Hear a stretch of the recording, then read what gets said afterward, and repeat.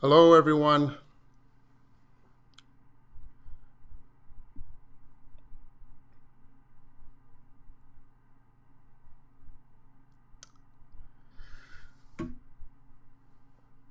Can you hear me? Can you see me?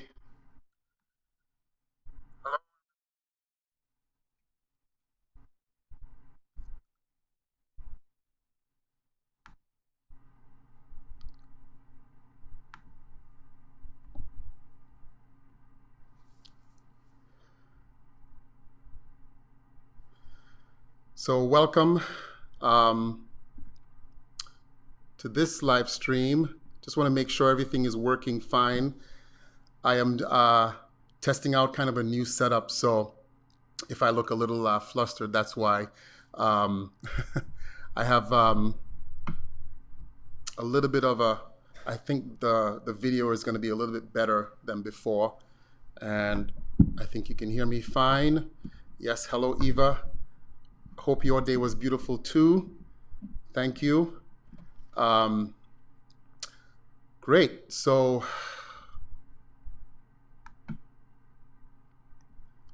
I'll just give it a minute and then I will get started.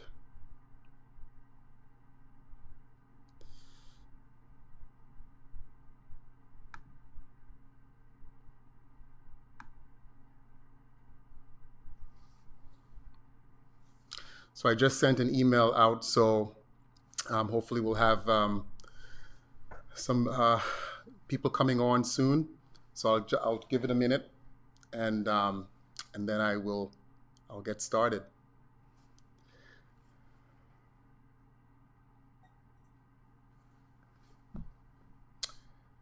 Yes, yes, I can. I can see how many people are in the broadcast. So um, so far it's just you and me, but hopefully we'll have others coming on. But regardless, I will press ahead. So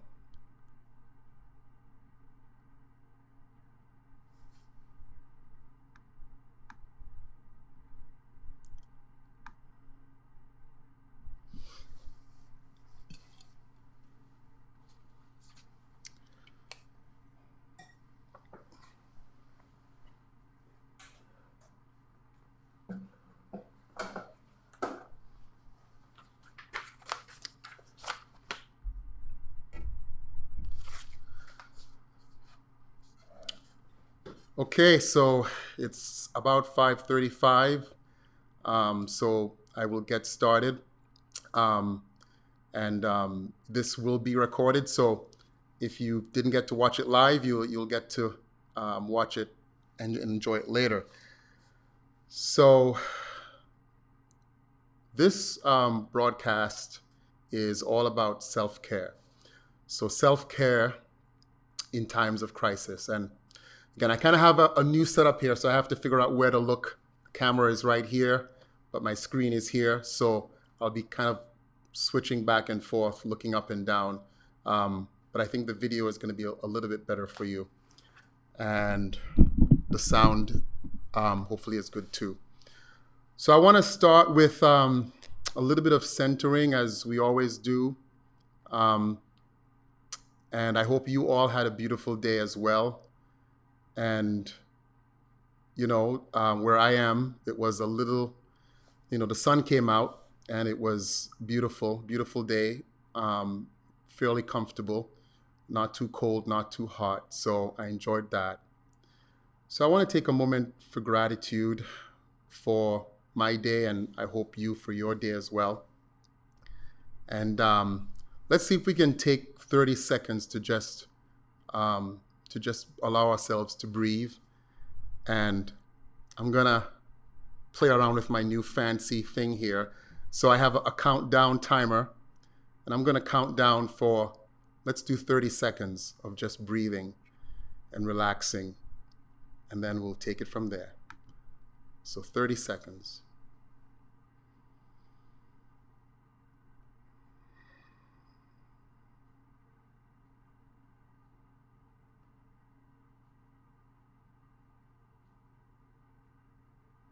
So just allow yourself to breathe, and with each breath, become more and more relaxed.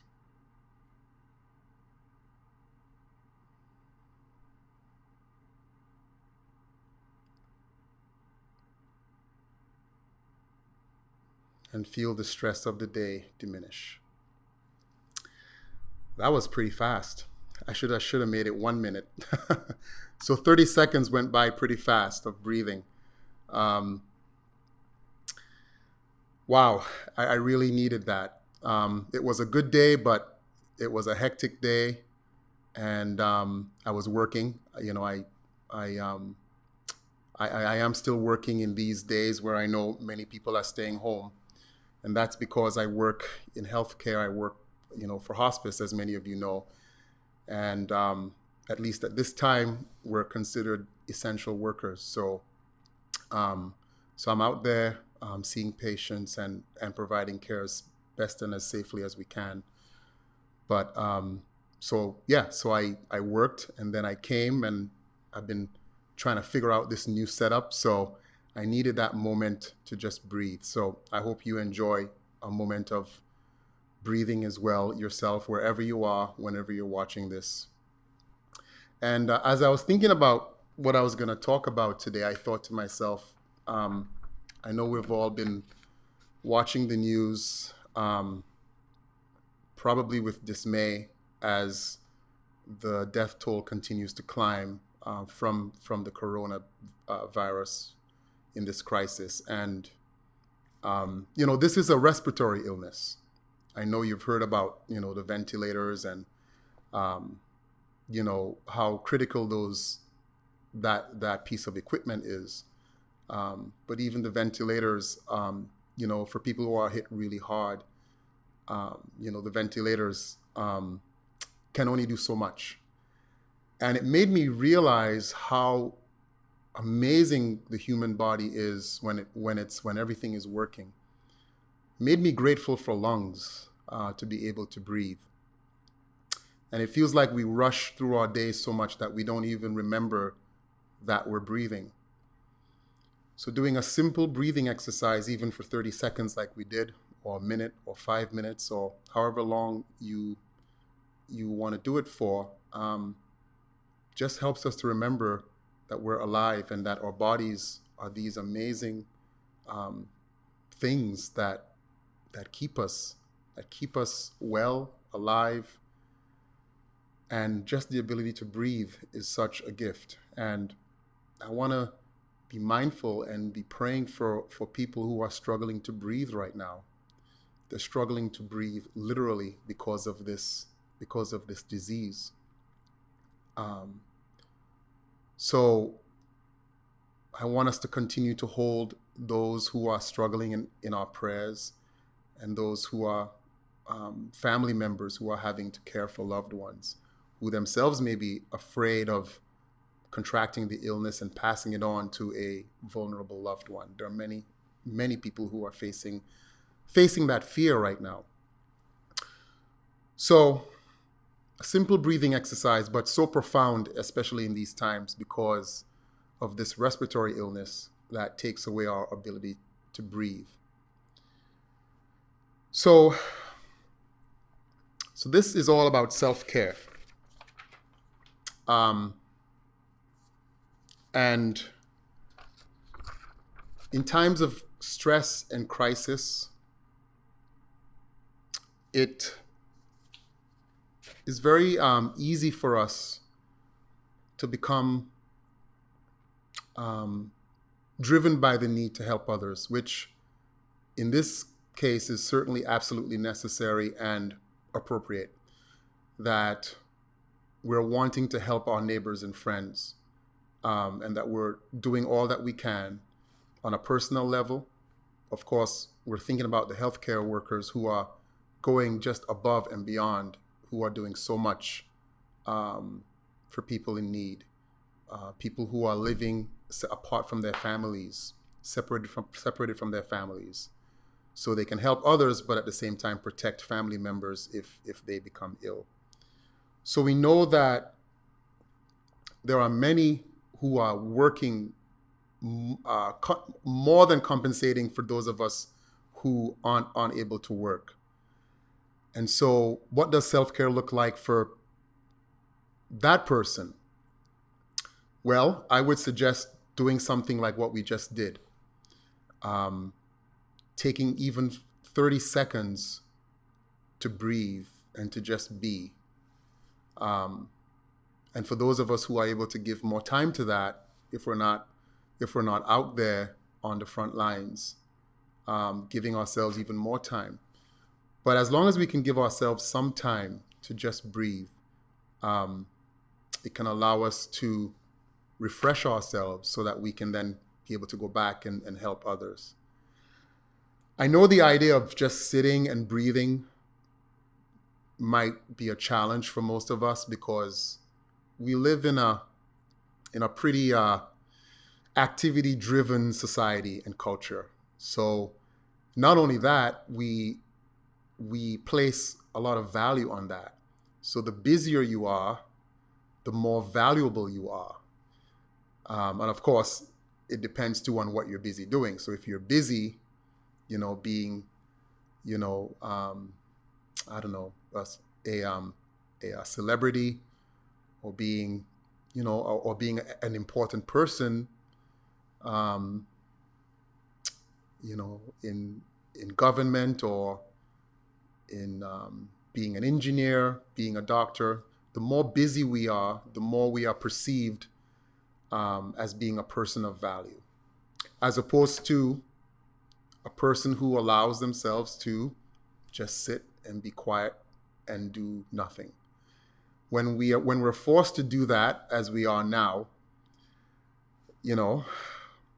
I can only speak for myself, but you may have this feeling too, that you may have feelings creeping up of feeling like you're not being very valuable right now because you're just sitting at home.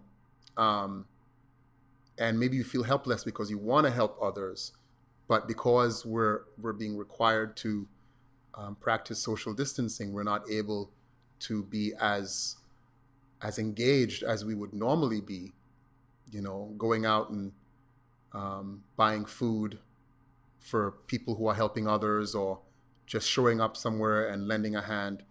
Those ways of helping are taken away from us, from most of us, except for those of us who have to work.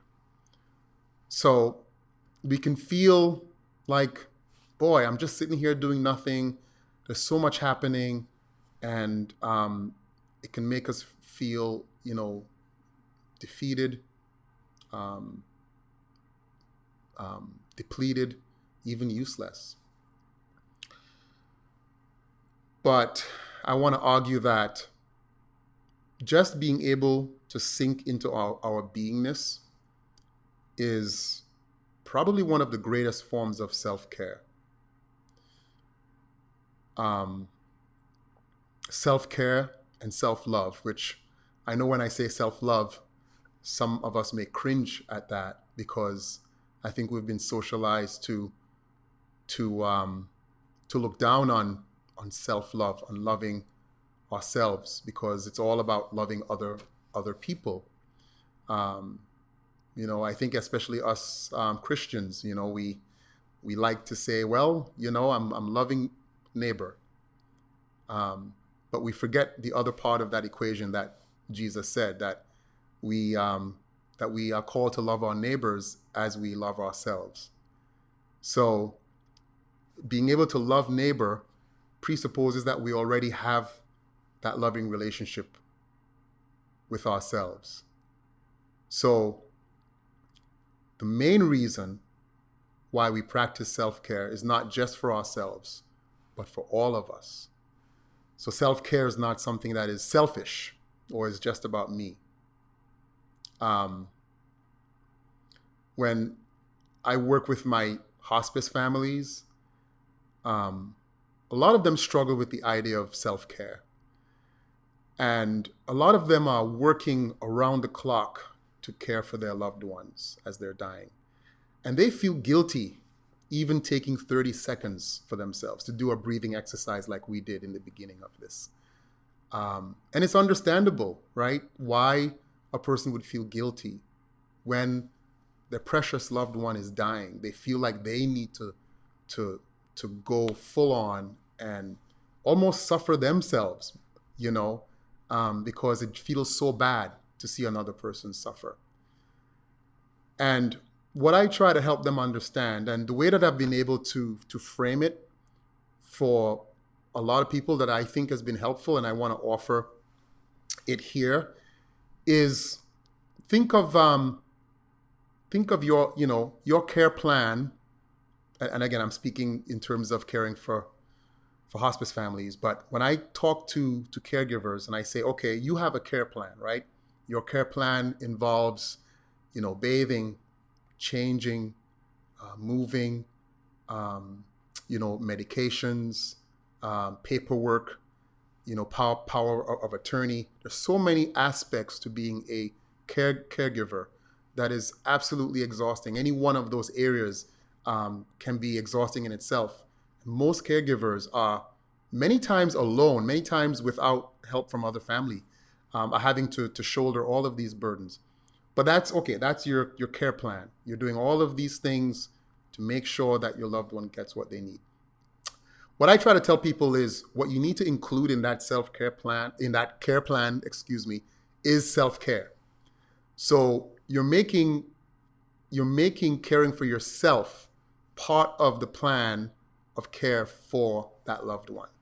And often I can frame it in a way that helps people to understand. Oh, you mean taking some time off for myself isn't being selfish or being self-indulgent or me taking away from giving? You know, no, it's not. It's allowing you to continue to do that precious work that needs to be done to care for the loved one. Because, you know, if you're not healthy, if you're not able to take care of your loved one, then they have no one. And again, in most cases, caregivers are working alone or almost alone.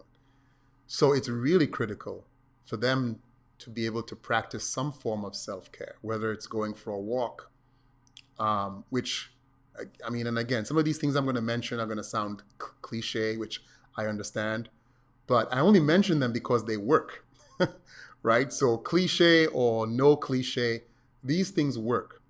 So, and again, I talk to many people who tell me that just going for a walk for 30 minutes, right? So, so we're not talking about being extravagant here, and you know, even though a little extravagance is perfectly fine too, but we're just talking about taking small steps. So, literally taking some steps, going for a walk, 15 minutes, half an hour can make a world of difference. Sitting and breathing like we just did in the beginning of this.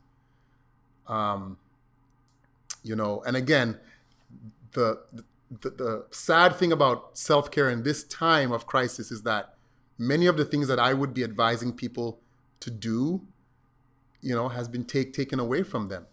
So people, you know, go out to eat with friends as a way of practicing self-care. Well, that's something that's kind of been taken away from us in this crisis. Um, but even with that, there are still things that we can do. And in times of crisis like this, we kind of have to think more in bite sizes, um, in a bite-sized way than thinking self-care means taking a week off and, you know, going off and on a retreat, which, by the way, nothing's wrong with that. That would be awesome. And in ordinary times, that would be really encouraged and recommended. But in times of crisis, we have to take moments and steal moments to practice self-care. So taking 30 seconds, taking a minute, taking 2 minutes to just breathe can be huge. And what I've noticed, what I've seen happen to people is practicing this much self-care, you know, it's not a one-to-one ratio. So this much self-care doesn't yield this much benefit. This much self-care can yield this much benefit or even more, right? So it's the benefits outweigh what you put in terms of self-care. Again, working with families, I've seen people begin to practice just taking moments for themselves. And then from visit to visit, I see how they begin to relax and lighten up and feel more at ease just from taking a few minutes to breathe or to relax or to watch funny videos on the internet or pick up the phone and talk to someone. And they reflect that back to me. They say how much just spending a little bit of time focused on caring for themselves really helps others. So that's the big reveal here. That's the main message I wanna convey. That self-care is not selfish. Self-care is, think of it as part of your care plan for caring for others. It just so happens that you benefit as well, and that's okay. It's okay. I would hope that the people who you're caring for would delight in the fact that you benefit too, that you benefit from helping them. So right off the bat, I want to help us to not shy away from the idea of self-care or even self-love, loving ourselves, which is a term that the book that I wrote is called Self-Love. I've never been in love with the term self-love, to be honest, but I can't think of another, because I think love is love, whether it's love toward myself or love towards others. There's really not a need to really distinguish between loving self and loving others. But I only use that term to specifically to shed light on the fact that we need to care for ourselves. So, and I see comments coming in, and I will address some of these comments shortly. So keep them coming.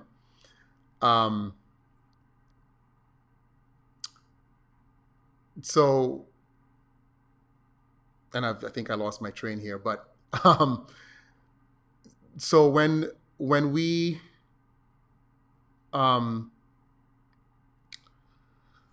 are practicing self-love, right, we're putting some attention on ourselves. It is not just for ourselves. So that's the main point. And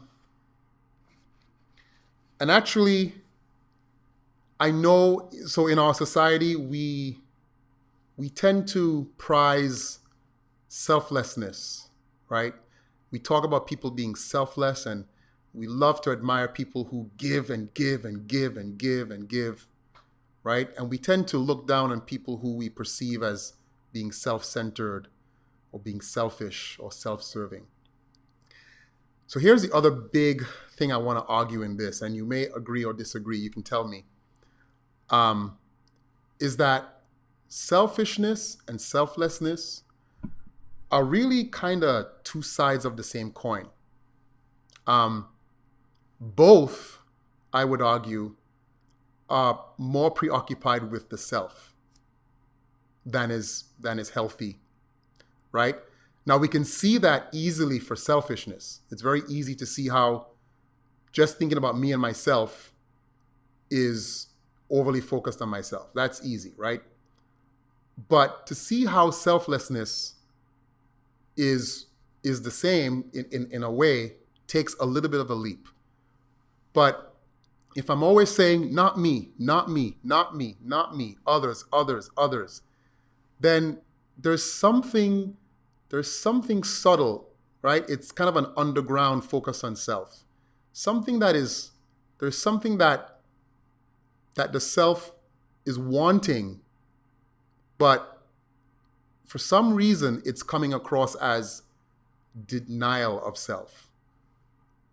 But still, if I'm always saying, oh, I'm just going to do for others, then that too is kind of a preoccupation with self. Because in order to do for others, you have to kind of be hyper aware of yourself. and not doing for yourself, if that makes any sense. I don't know. Right? So both sides, so we're kind of talking two extremes, right? Complete selfishness, complete selflessness are really both two sides of the same coin. They're both preoccupied with the self. Think about it. If you have enough food to eat, if you have enough money in the bank, we tend to feel pretty secure, right? We tend to feel like, okay, we tend to not think about food as much. We tend to not think about money when we have enough in the bank, right?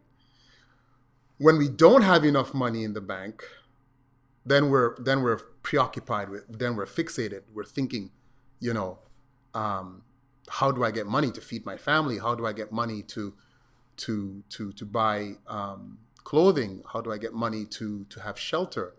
So we're hyper focused. And on the other end of that spectrum, when we're sometimes, and this isn't always true, but when we have money, or when we're always thinking about how much we have and we want more, and we have more, but we still want more, even though we have money, we're also fixated on it. We're also preoccupied with it.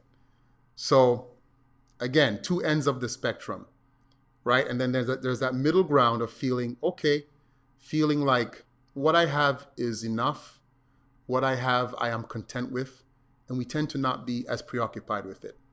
So that's kind of where I want to get us on thinking in terms of self-care, getting us kind of more to a middle path, a middle ground, not thinking that we have to be on the extremes where we're either denying ourselves or being self-serving. So I hope that makes sense. And I can kind of take a pause and breathe for a minute for any questions about that. So hello, Elizabeth.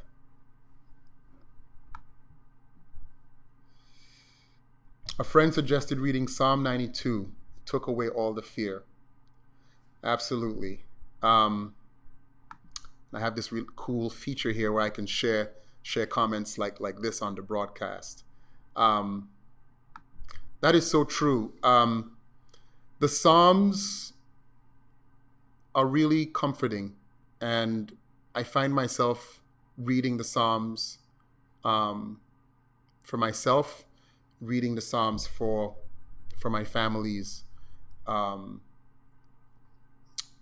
as well, and it is of great comfort. That's a form of self-care, just taking time to read and to find rest and peace and enjoyment in that. And scriptures for me is certainly one of those ways. So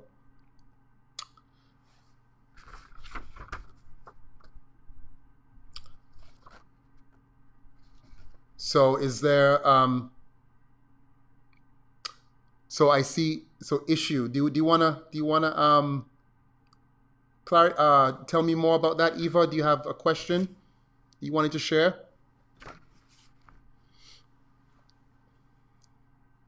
So you can type it in, and I can come back to it. So self-care, right? When we're preoccupied with the self, then we're craving some form of validation, either when we're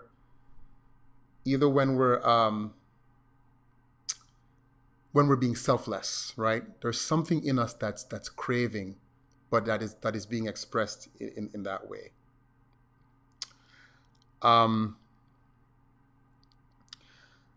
So let's think about self-care, all right? Now,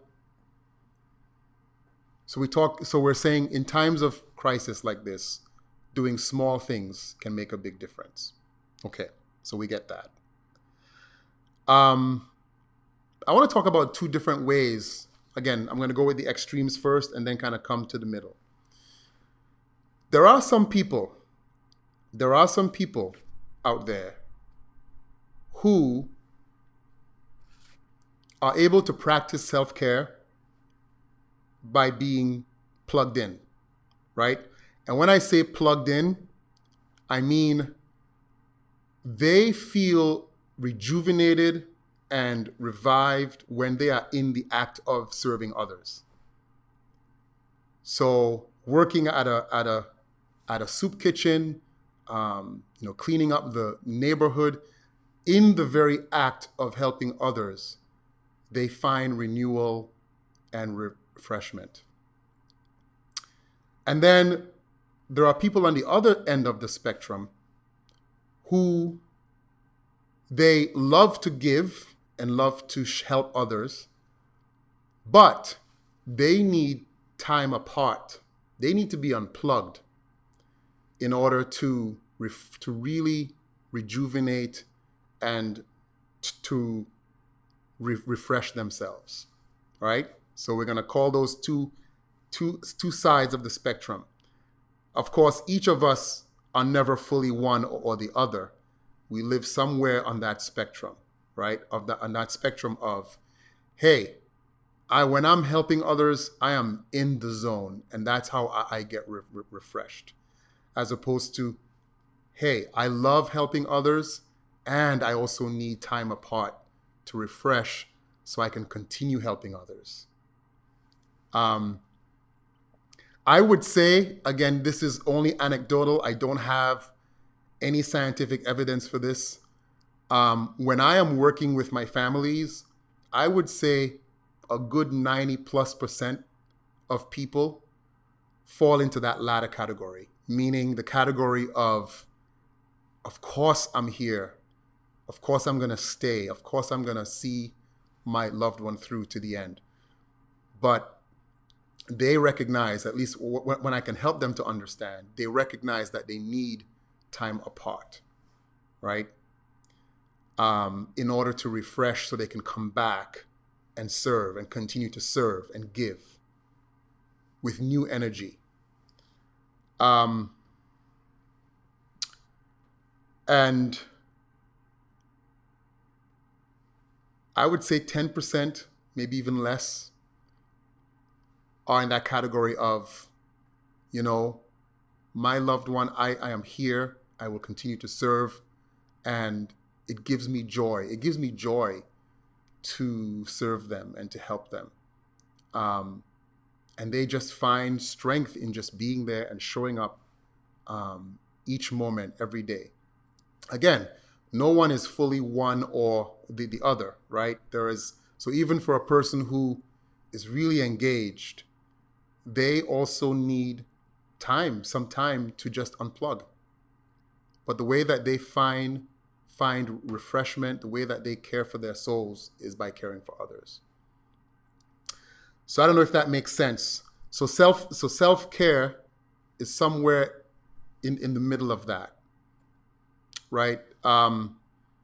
Where, the good safety zone is being kind of in the middle, not being too much to one side, not being too much to the other side, right? If we're always giving, then we're kind of burning ourselves out long term, right? When we're too much on taking care of me, then we're kind of moving towards selfishness. Some would say narcissism, right? So we have to live in that sweet spot. So let's take a look at a few comments.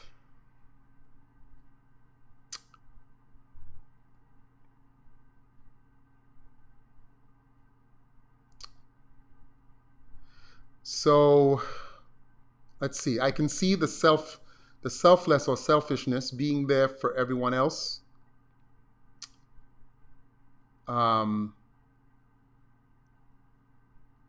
Being there for everyone else is sometimes a way to feed your own need to feel important, having the praise or thanks of others. Absolutely.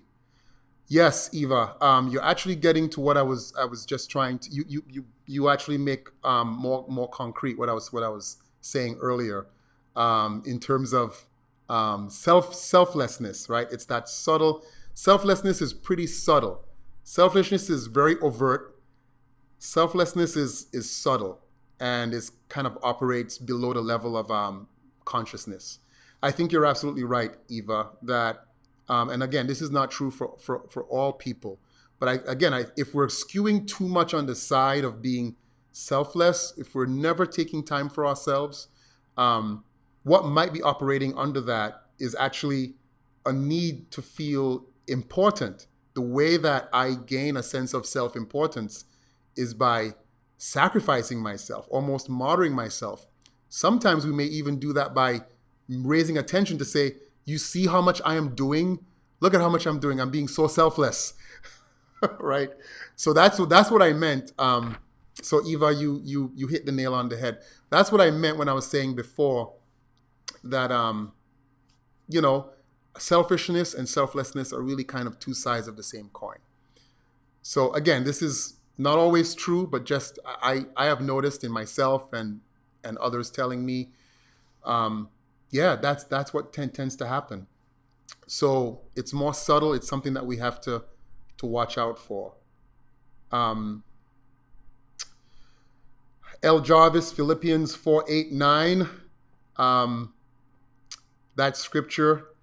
I don't have all my scriptures memorized, but I think that's the I can do all things through Christ, I believe. Tell me if I'm wrong, and if I'm wrong, correct me. But that's one of my go-to scriptures when I need strength and when I feel like maybe I'm giving too much, or that I feel like I don't have the strength to do what needs to be done.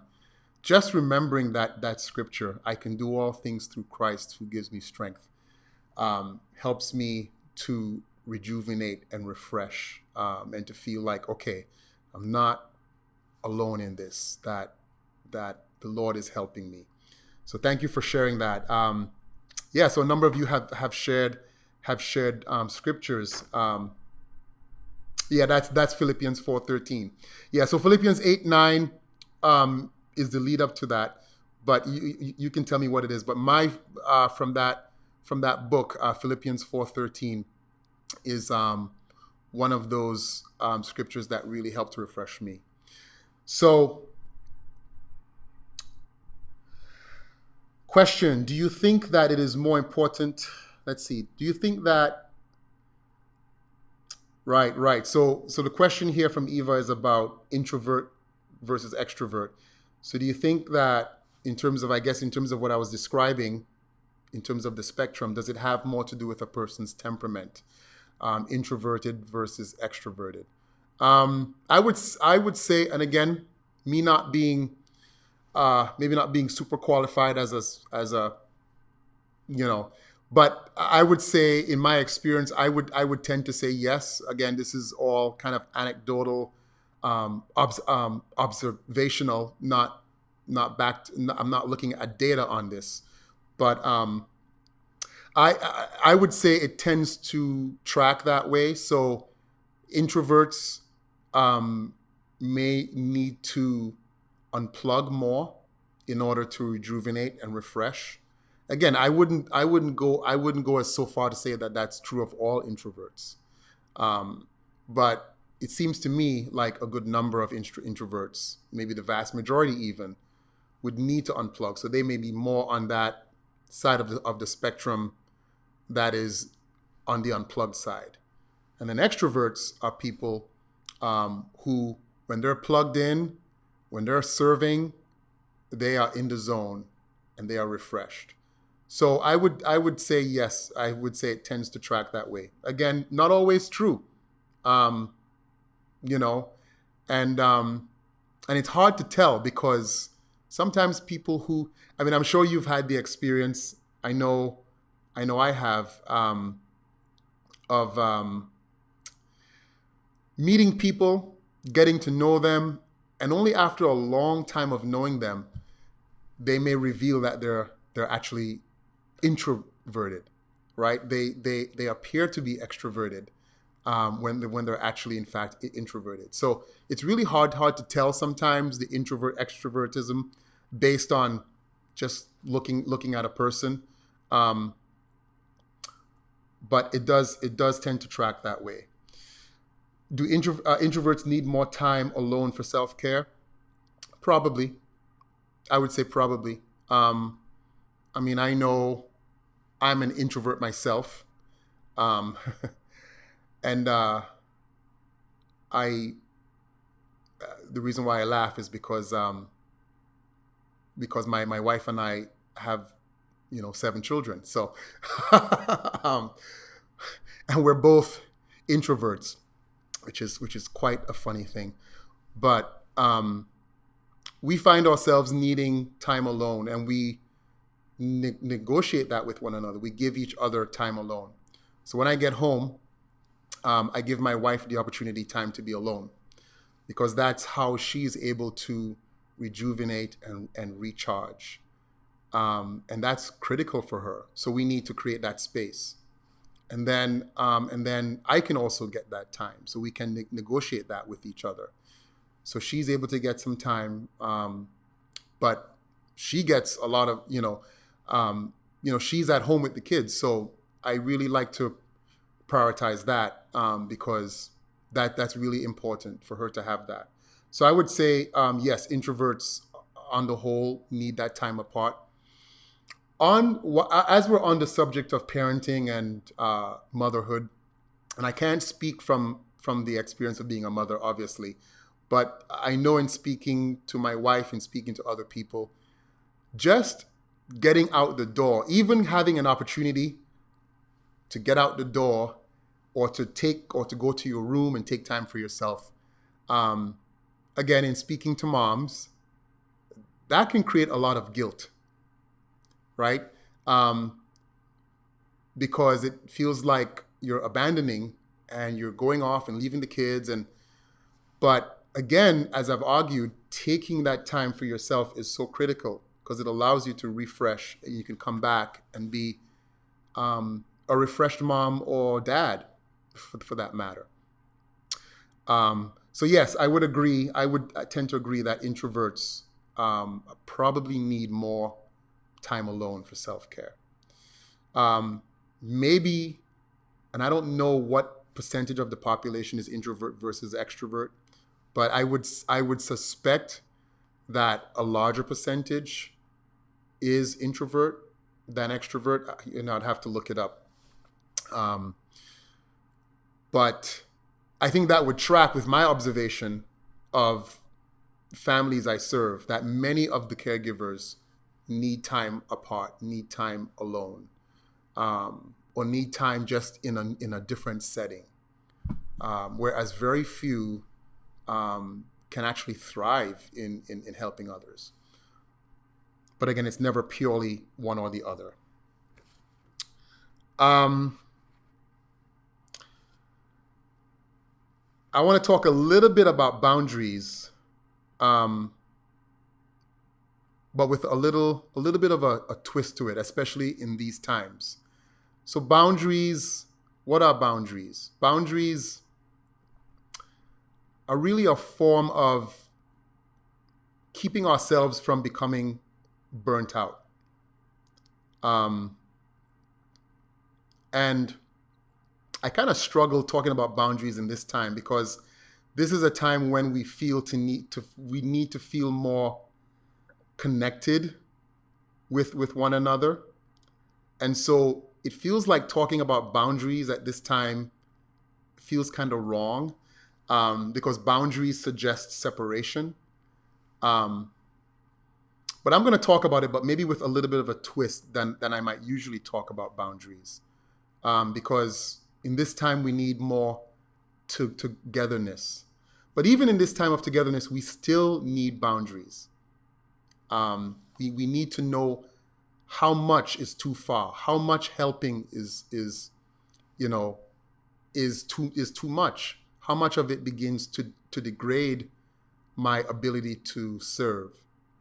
So when I talk about boundaries, as I'm going to talk about here, I'm not talking about erecting fences between each other.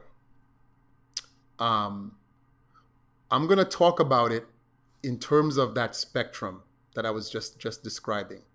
So unplugged versus plugged in, right? I don't even know which side I'm using here. Unplugged, plugged in. You get the idea. One side is unplugged, one side is plugged in. Um, Boundaries kind of keeps us in the middle zone, in the sweet spot. And again, for each person, the sweet spot is different, right? So I need to have a boundary on one end to keep me from going too far toward being plugged in all the time. Plugged in, plugged in, plugged in, right? Being plugged in for a time is great. But if we're plugged in all the time,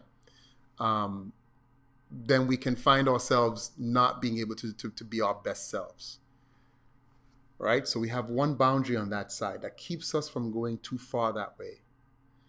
And then on the other side, when we're practicing self-care, when we're taking time out for ourselves, the other boundary keeps us from going too far the other way. So that we're not that so that we're neglecting our our um, um,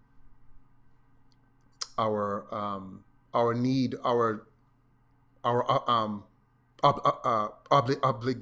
obligation to help others. So um, so we have those boundaries to keep us from going too far one way or the other. So it's not about saying, I don't want to talk to you, let's put a fence. It's being aware and tracking our emotions and our feelings as we're doing things, right? If I'm spending, 5 hours on the phone, listening to someone and giving them care and maybe 1 hour is great, maybe even 2 hours is great, but you might come to a point, 2.5, 3 hours, I don't know, where you start feeling a little queasy on the inside, right? When you start feeling like something's wrong, you're kind of hitting on that boundary, wherever that boundary falls for you, right? You're plugged in, you're feeling good, but then all of a sudden, or maybe not all of a sudden, it tends to kind of creep up on us. You're starting to feel, yeah, it feels like, I need to kind of pull back or unplug a little bit. So that's just one example. Um, and then, the opposite way, right? When we're say you're eating comfort food, right? We're really nourishing ourselves. We're comforting you're sitting in a blanket, you're watching Netflix, just taking time out for yourself.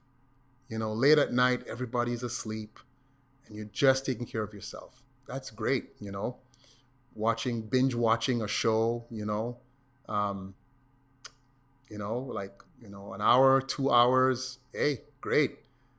Maybe you're in it for 5, 6 hours, and all of a sudden you start to feel a little, not good, right?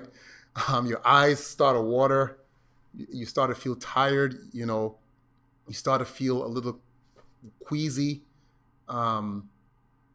You've had maybe a little too much comfort food, and so your stomach is starting to turn a little bit, right? Then you're hitting on the boundary on the other side, right? Which is saying, okay, I'm going a little too far the other side. So boundaries help us to stay in that safe zone where we can practice appropriate self-care and still be able to serve others. So again, if we have enough money in the bank, we're not worried. And again, I know this probably isn't the best example because I know we're dealing with high unemployment, many people losing jobs. So this example might not be a good one right now. But if we feel like all of our needs are cared for, at least our basic needs, then we tend not to be obsessed about money. Same thing with self-care. When we're doing the appropriate level of the right balance, the right mix of tending to ourselves and others, then we tend to not be so focused on ourselves, right? We just do what we need to do for ourselves when we need it, and then we're done, right? So we don't say, look at me, or poor me, poor me. We just take care of ourselves when we need to take care of ourselves, and then we take care of others when that's needed, and that's all. So I hope this is making sense, um, and I hope what I would really hope is that you would feel free to practice self-care, whatever form it is for you, um, without guilt. That you can do it and just do it, be done with it, get back. Um, and I think you will find that it will help to refresh you, especially in these very stressful times. Um, Meditating, you know, a little bit of comfort eating, not too much, right? A little bit of binge watching, again, is okay, not too much. Um, Reading, praying, and I know a number of you here mentioned the importance of scripture and prayer and how that helps you. Um, and of course, checking on our friends and neighbors, serving. A lot of us are connecting online and having a phone conversation, serving others in that way. We don't have to spend all day on the phone, but just doing a little bit helps, right? Me doing these videos, for me, honestly, is a bit of self-care. And I don't mean that to be selfish. I hope that it is providing benefit as well to others who watch this. Um, but it's really helped me to feel connected to others, and to feel like, I can share of myself to others and have others share back. Um, if I were doing this all day, every day, then it would kind of be on on on that being too plugged in side, right? Because then um, I wouldn't be having the time to care for my family, or to really refresh myself. And remember, I'm an introvert, so to be sitting in front of a camera, live streaming to the world, isn't something I would normally consider a form of self-care, in normal times, that is. Um, but it's really been wonderful for me to offer this to others who may benefit. Just offer my thoughts. Often it's pretty off the cuff. Sometimes I bring notes, but I'm not super organized with that. But I just kind of share from my heart based on my experiences, and trust and hope and pray that it's benefiting you in some way. But there's only so much of this I can do. I'll be honest, right? I'm an introverted person, so you won't see me like on this all day long, every day. Um, but doing just enough helps me to feel rejuvenated, helps me to feel refreshed, even at the end of a long day. So I really thank you for sharing this with me, that we can practice self-care together. Um, and I just pray that you are able to take moments, in this time when our ability to, practice self-care in normal ways have been taken away. We can't go to the movies. Um, we can't go shopping. Oh my goodness, don't even, right? Shopping. um, because the stores are closed, or because we're concerned about finances. Um, so I am grateful that we're able to practice self-care, even in a very small way. So before I close, I want to take an opportunity for questions. If anyone has questions about anything I've shared, about my ramblings, anything makes sense, not make sense. And then I want to share a resource with you before we leave this call tonight. So I hope you can still see me, copy a link here. And I'm going to get my laptop charger. So if you have a question, type it in. I'll be right back.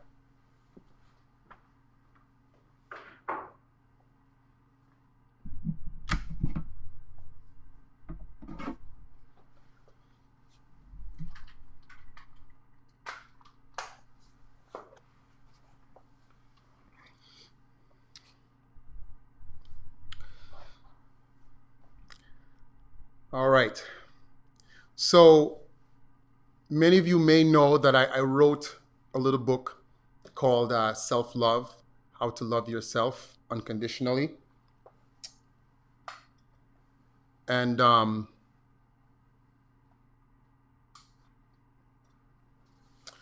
and this book again. So this book, when I wrote this book, the idea of self love um, was something that I struggled with.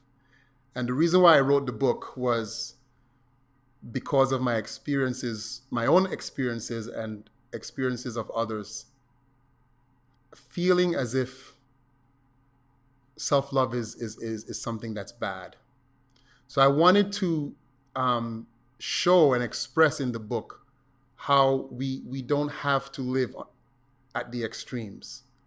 We don't have to live on the self-serving, narcissistic way or the completely selfless way, that we can walk a middle ground um, of, of being able to serve both of ourselves and others. And I think that book has benefited many people who've read it. I want to offer here, and I think I'm going to see if I could add this to the comments. And I don't know if this will work. If it doesn't work here, I will make it available um, after this broadcast in the description section. What I did with this book, because I saw how it really benefited people, many people who read it, and the book is called Self Love: How to Love Yourself Unconditionally. I decided to create a course based on the book. And with the link that I shared here, so there's a paid version to the course and there's a free version where you get a couple modules for free. I shared the link to the free version of the course. If you haven't signed up for it yet, I would encourage you to do so. And I go more in depth in this idea of self-love and what it really means, right?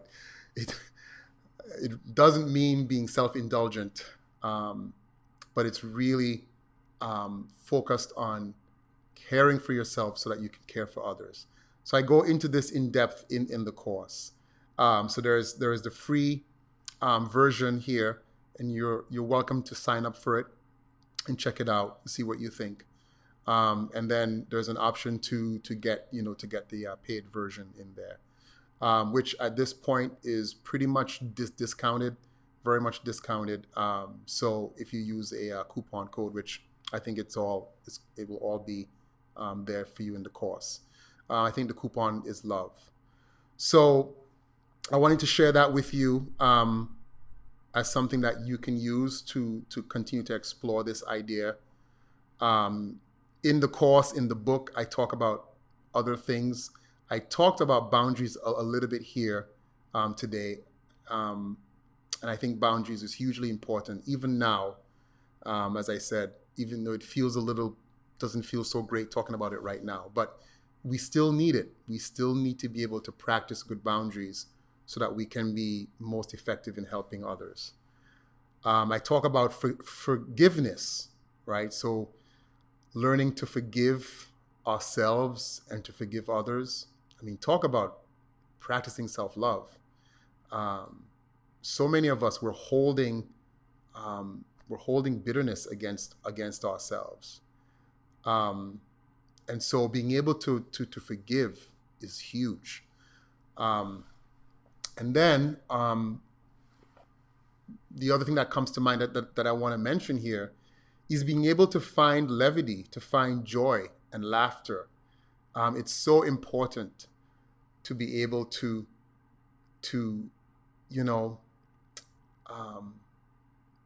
and again, I mean, I say this with a little bit of trepidation because we're living in such a crisis and serious times. But if we can't learn how to laugh, even in the face of great adversity, it makes it very hard to get through things. In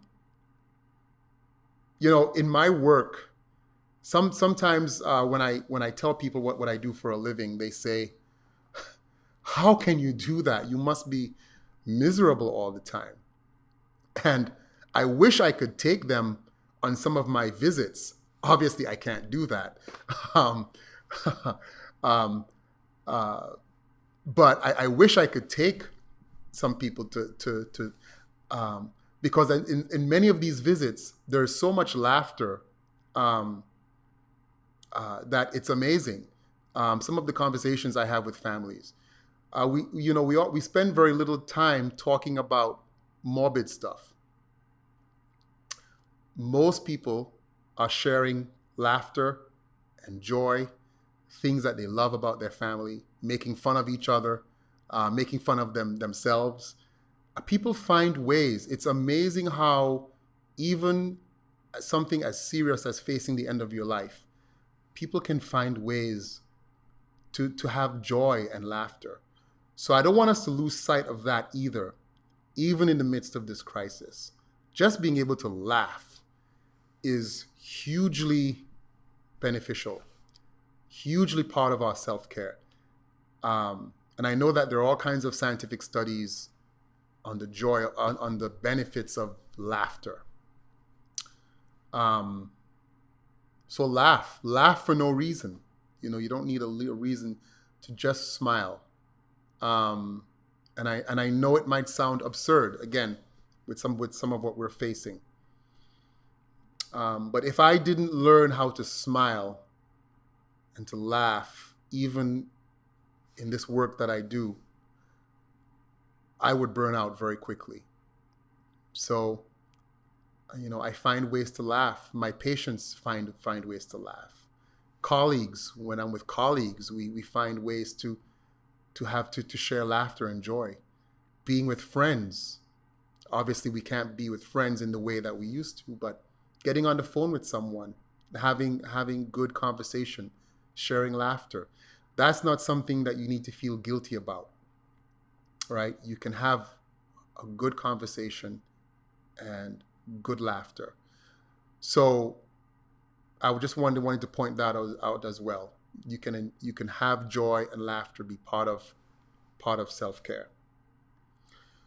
So thank you all for coming. Lindsay, thank you for joining. Yes, you can certainly catch up on the broadcast. This will all be recorded and available for you right after it's done. And Kathy Jo, yes, self-care, something to think about very much, even now. And that's what I want to encourage all of us to remember. Even now, we don't have to dispense with self-care. So thank you so much for being with me again. I want us again to be thinking about our first responders, people on the front lines, our patients. I just pray for them. I pray for everyone again who is struggling, and I pray that even they can find little moments of self-care and help us to know what we can do to help them and to help each other.